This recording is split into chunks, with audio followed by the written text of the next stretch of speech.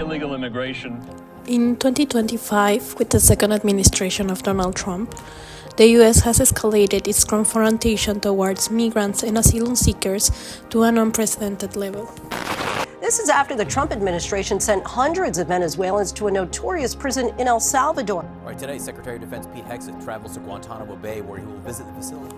Images and news flood the media. Migrants wearing handcuffs on their hands and feet, being transported in dehumanizing conditions, treatment more reminiscent of criminal transfers than the care that should be provided to individuals that are seeking refuge. Even worse, around 100 immigrants detainees have been transferred to the U.S. naval base at Guantanamo Bay, Cuba, a facility historically associated with arbitrary detention of terrorism suspects and human rights violations. Civil society has raised its voice. Major human rights organizations, including Amnesty International, the ACLU, and other migrant justice groups, have condemned these measures as degrading, unlawful, and dehumanizing. But from the institutions that lead the international migration governance comes only silence. The United Nations High Commissioner for Refugees and the International Organization for Migration had offered no formal condemnation, no emergency statements, and no shift in their diplomatic tone.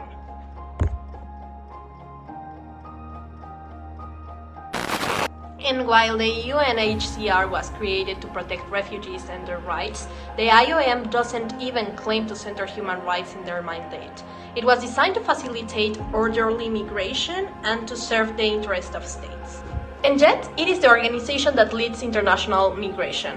It shapes global narratives, it coordinates, and it's generously funded, mainly by one country, the United States.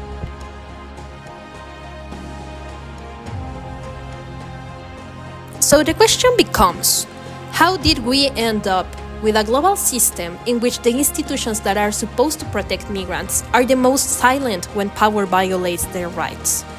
This isn't just about inaction, this is about a structure. This silence is not a glitch, it's a feature.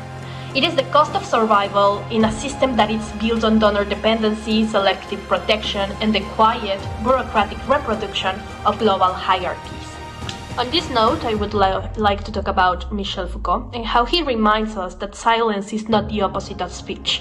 It is part of a discourse. So what these international institutions omit, the words they don't say, the names they don't name, it is all part, or it carries as much power as a formal statement. They are part of the strategy, because naming a violation means also exposing the violator. And when the violator is not just your largest donor, but also a cornerstone of the liberal international order, one of the main architects of democratic peace, of human rights, frameworks, and Western legitimacy itself, then silence becomes not only a way of protection, but it's also part of the design. I also want to talk about Roberto Esposito, who is a leading political philosopher. His work is about how societies are like immune systems. He talks about how communities defend themselves not only through laws and borders, but also through a deeper process of identifying and neutralizing perceived threats. As biological immunity defends the body by rejecting foreign elements, also social systems create boundaries between what is the self and what is the other.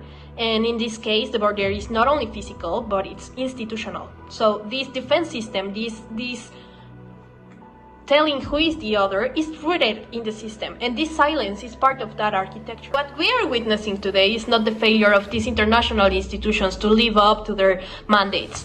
It's the realization that these mandates were created within a world order where some states dictated the rules, defined who the other was, and other states just lived by the consequences of that. This is not about blaming individual staff or bureaucrats, it's about acknowledging that we have created a global migration governance system that protects power, that manages vulnerability, that turns rights into resources to be negotiated.